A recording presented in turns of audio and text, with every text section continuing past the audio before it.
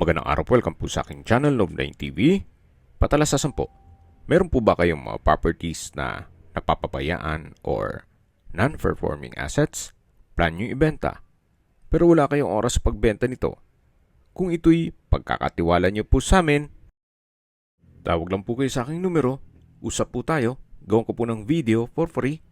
Yes, libre po, wala po kayong babayaran. Tutulungan pa namin kayong mabenta ang inyong property. Kami na po bala sa marketing, sa boosting or paid ads. Even sa tripping, hindi na po kayo mapapagod sa pag-entertain ng mga buyers. Kami na po bala sa lahat. Tawag lang po kayo. Meron po tayong bagong video presentation, isang brand new modern design house and lot.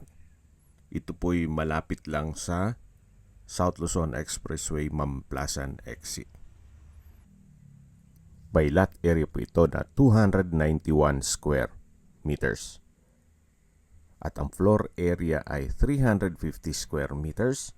Semi-furnished, may 4 bedrooms, 5 toilet and bath, 5 car garage, maids and driver quarter with own toilet and bath. Dito po sa loob ng subdivision ay kompleto po ang amenities.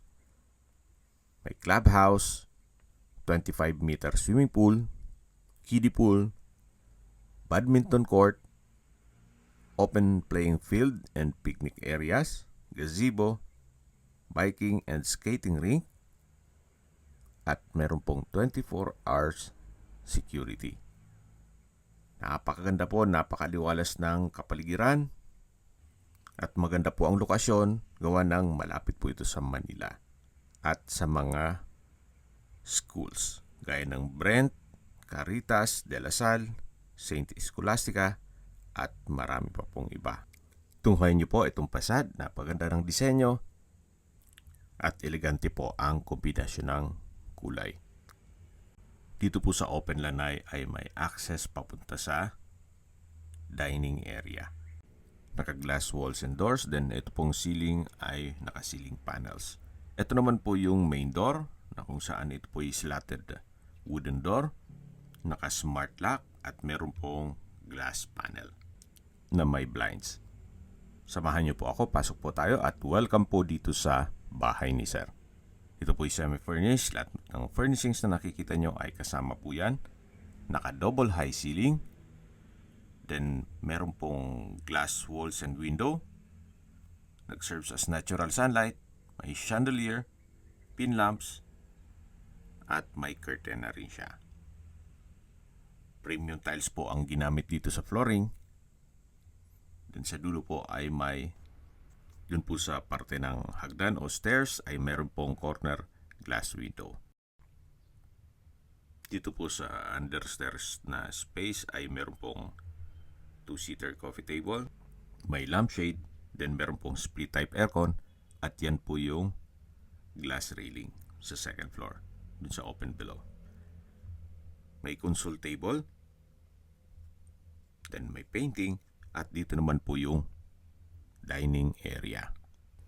Meron pong 6-seater dining set, may modern chandelier, then pendant light dito sa may kitchen, at yan po yung tinutukoy ko na sliding glass door papunta sa open lanay. Ito naman po yung formal kitchen. May kitchen countertop, gas range, range hood, kitchen window, at meron pong brand new na refrigerator. Inverter type po yan. Mayroon pong wall-mounted modular kitchen cabinet, then kitchen drawer at storage ng kitchen utensils. Dito po ay may access naman papunta sa service area. Then yan po yung access papunta sa likod ng bahay. Katabi lang po nito yung maid's room. May customized glass window with blinds. Then pulido din po ang pagkapintura ng ceiling at wall. At ito po yung toilet and bath na may hand wash basin, water closet with bidet, at shower. Naka-tile bathroom wall na rin po yan. Balik po ulit tayo dito sa service area. May LED light. At ito po yung wooden slatted door. naka-nano block na door handle. At ito po yung driveway. Hanggang dito po ang garahe na naka-tile flooring na rin po yan. Ito pong kabilang bakanting lote ay hindi po kasama yan. Yung nakita nyo pong pintuan, yan po yung driver's room. Balik po ulit tayo dito sa loob. Ito po yung service area o laundry area at maid's quarter na na-present ko na po sa inyo. At dito naman po yung dining area, then yung formal kitchen at yung access door papunta sa open lanai. Tunghayin nyo po ulit itong formal kitchen at mula po dito matatanaw natin ang living area o salas. Yan po yung first bedroom, pero bago natin i-check yan, ito po munang common toilet and bath. May bathroom countertop, hand wash basin, then vanity mirror, bathroom cabinet, water closet with bidet, overhead shower, tile bathroom wall, at meron pong bathroom window. Meron din pong wall-mounted na towel rack. Lipat na po tayo dito sa first bedroom. Kung meron man po kayong PWD or senior citizen sa pamilya, itong kwarto na to ang para sa kanila. Naka-slatted wooden door, then sa spasyo napakalaki po. May split type aircon, center lamp, pin lamp, customized glass window with blinds. Meron na rin po siyang wardrobe at may outlet na rin po.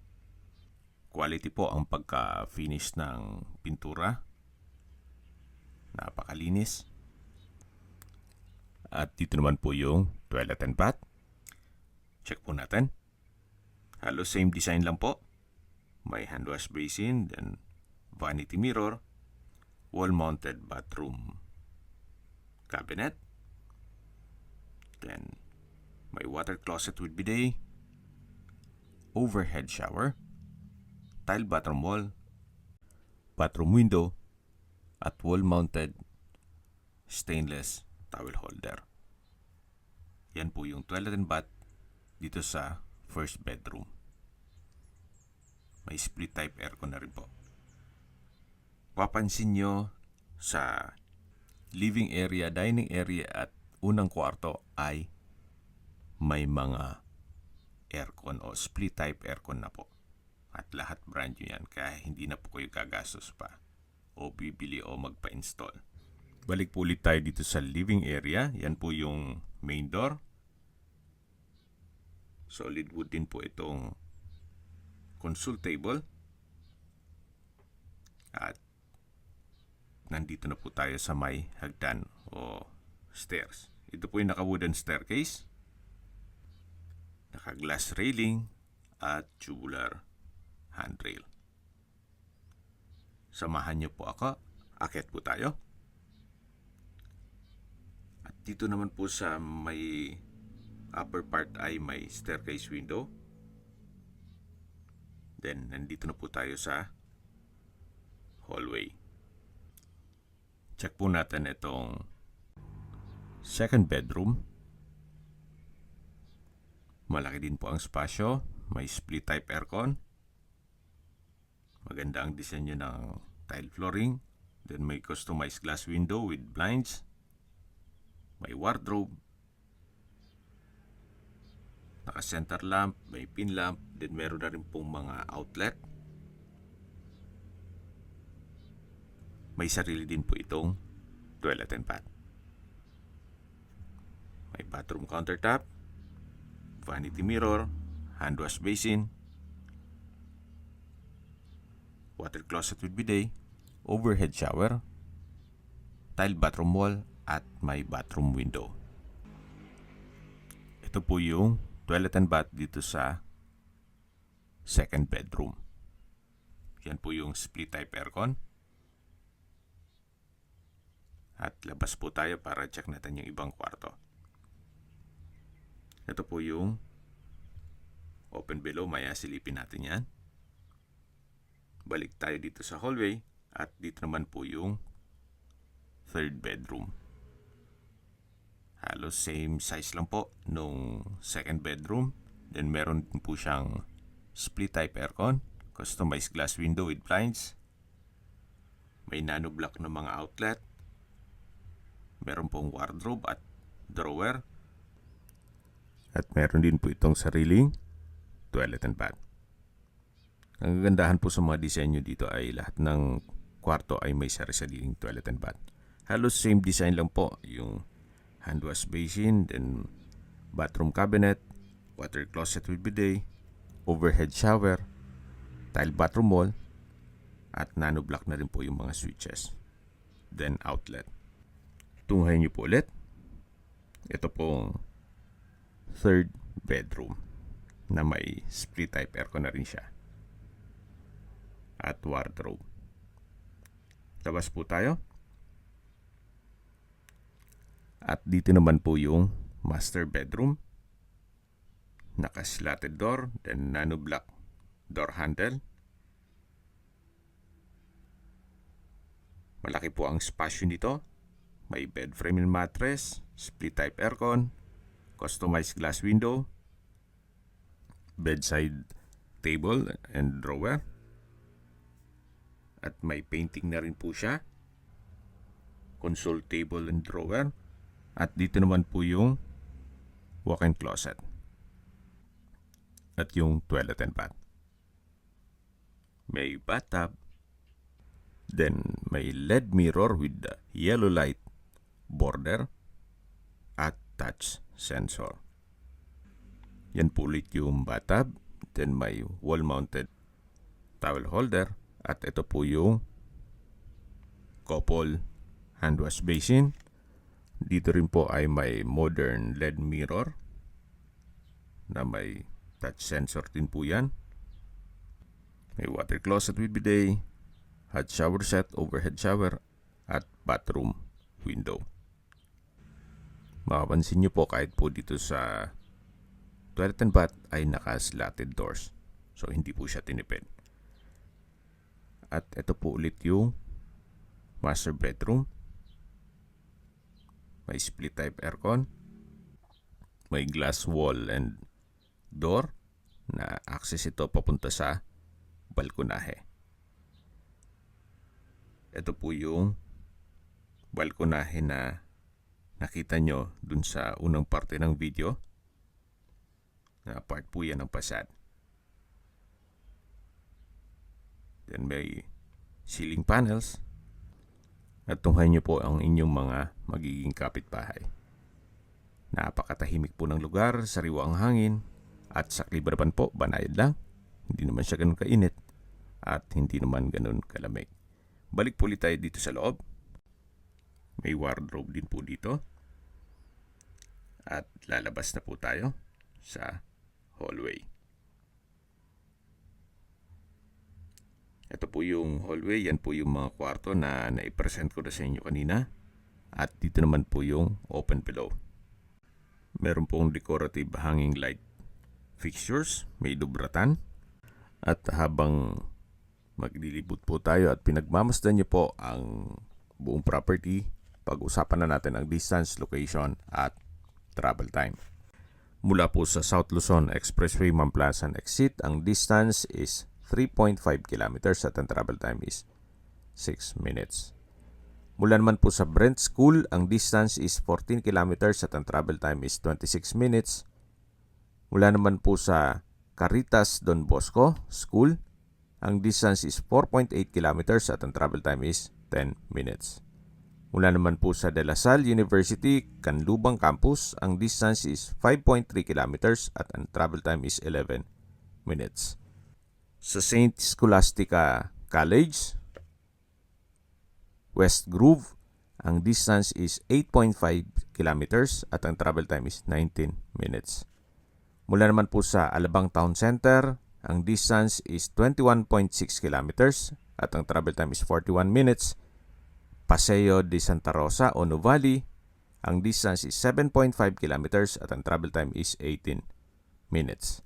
Kompleto na po doon gaya ng schools, church, banks, mga business establishments, at hospital. Yan po yung laging binabanggit sa inyo na dapat nyo i-consider sa paghanap ng property, yung meron pong malapit na hospital.